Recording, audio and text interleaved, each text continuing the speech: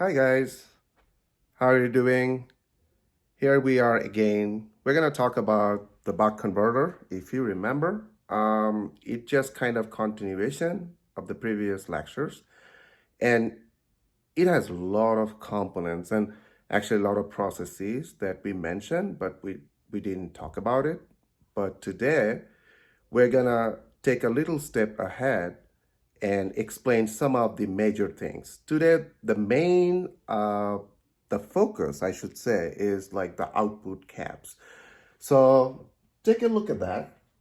It's even more general diagram than before, because if you remember, or if you watched the last lecture, we actually showed a kind of internal design of a buck converter. But here, what I did actually, I kind of encapsulated the whole thing in a block diagram. Okay. So we're not going to talk about what's happening inside the DC-DC converter, but we're going to talk about how we can design it with some passive components, right?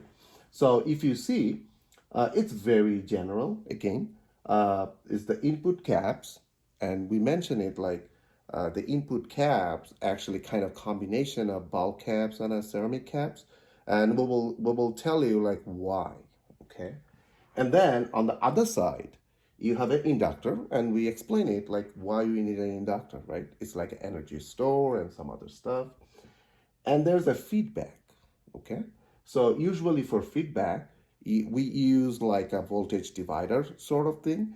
It has basically two purposes. One is like you can actually output the expected voltage, right? You can divide it, meaning, for example, if you need 24 volts at input, and you're gonna drive it to 16 volt or like a 10 volt or like a 5 volts at output, right? It's a buck converter, it's a step down.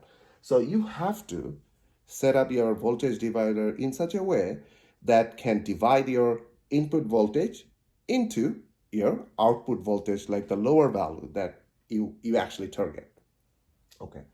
Number two is like it can, again, remember, it's a switch mode power supply. So it's going to take your unwanted noises and get back to the converter and kind of, there's an error amplifier. It can compensate your unexpected noises with the voltage reference and give you like, the exact value you want. Okay. So it's called loop compensation that can actually basically stabilize your converter. That's going to be another issue important. We're going to tackle it in the next lecture. Okay. Now you have another small resistor. Actually, it's R sub S. It's a sense resistor. The sense resistor actually kind of safety issue. It will tell you your current rate is getting too much.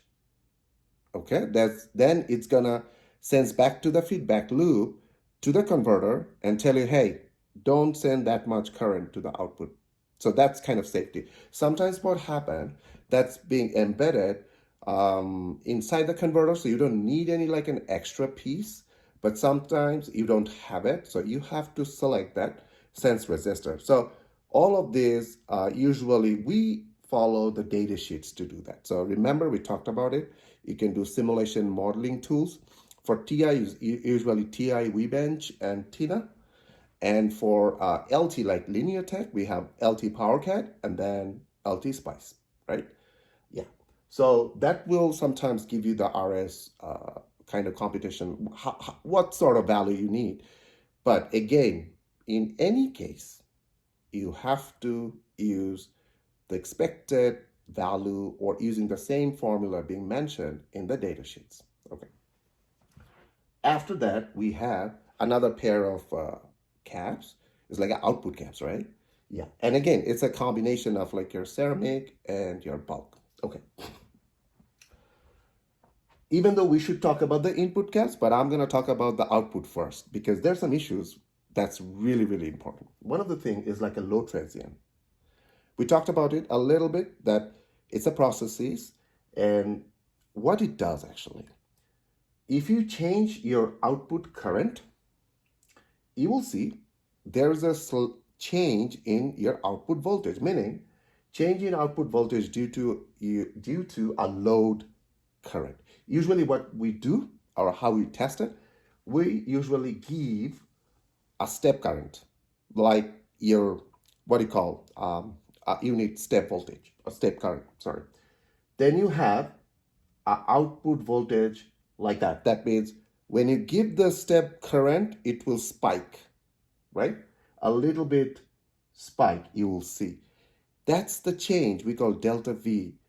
And we wanted to make sure that delta V is within the range defined in the data sheets. Because if it's too much, it will destabilize your converter.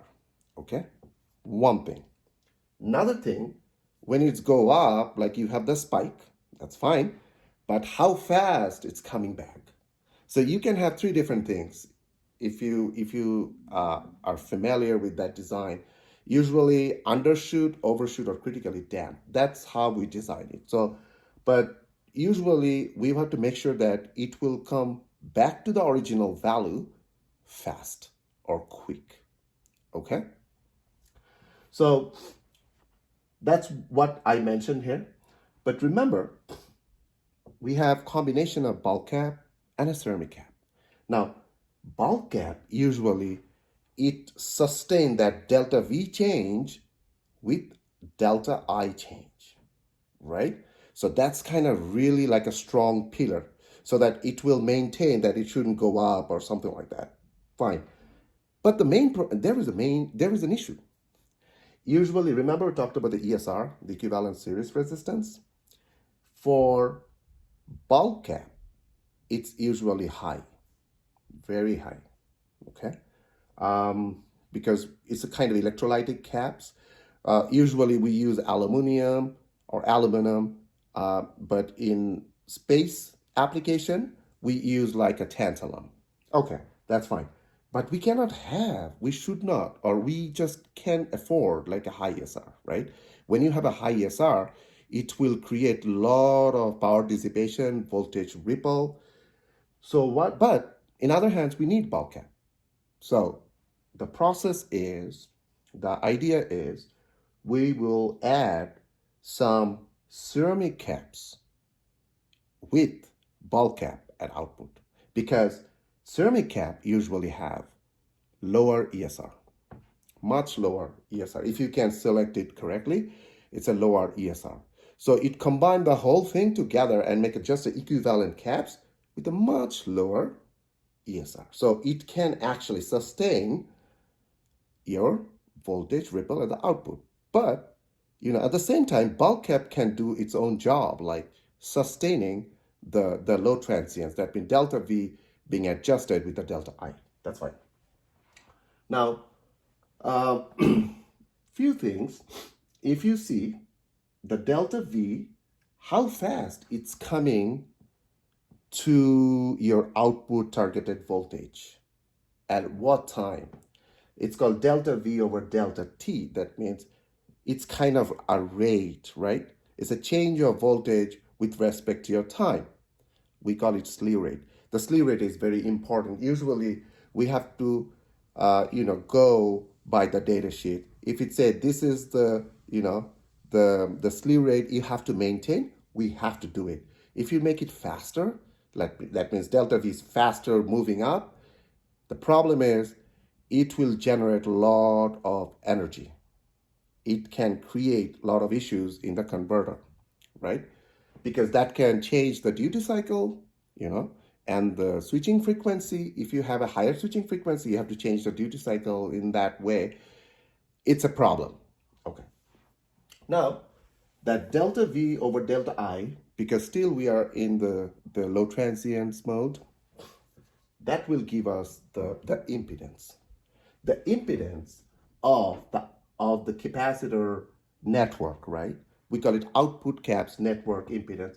And this value gives you the max value, which we have to follow. Okay? We have to maintain it in such a way that we can keep it up. Look, how it can impact in your design, usually when you see that kind of curve, this is like an impedance as a function of frequency, that's fine. We have to know at what frequency that impedance is needed, okay? And if we have it, then remember, this is actually impedance change, but when you go to the higher frequency, this is your inductance, and the lower part is your caps. So you have to select at what frequency, what your maximum impedance, that will tell you what exact C value you need. But usually what happens, you have a multiple curve like that. And if you see, you have multiple points in that various curves, meaning you will understand that you need multiple cap value. So usually you cannot select just one cap and it will do the job for you. You have to select multiple ceramic caps, to your bulk cap and make it a nice equivalent capacitance that can sustain the low transient. Okay. Now, if you see, usually the output part, you have that loop, overshoot, everything, but this change, the delta V, delta D that we're talking about, actually, we have to do it in such a way it's not too fast, it's not too slow, so that it can have some sort of, compatibility with your system. If it's too slow, then probably your DC-DC converter even won't start, all the things coming up, and it will say, oh, I don't have the required voltage level, so just get stopped. So usually that's a problem. On the other hand, if it's too fast, it's moving so fast, it will create a lot of power dissipation. It can actually burn out your system, So you have to optimize that, what sort of slew rate you are looking for, okay? Now, this is the main thing. So another thing I should mention, if you think about the resistor to be just no resistance or like very low resistance over here, then basically what happened, your inductor and your cap create a low pass filter, right?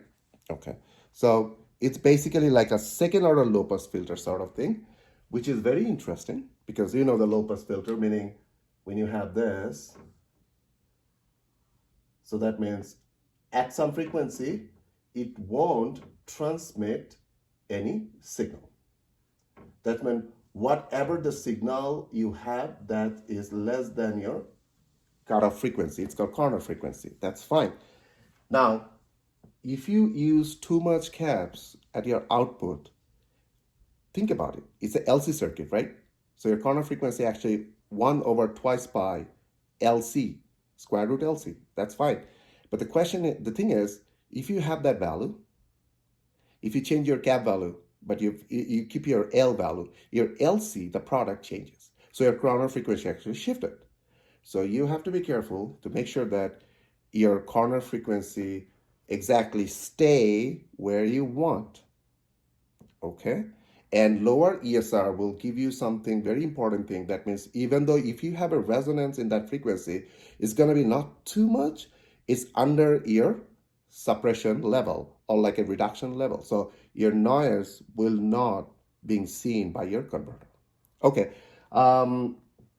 in the next lecture, we're gonna talk about some other parts like input caps, your inductor selection, and some things like what you need to start your whole design, how you set up your requirement, those kind of things.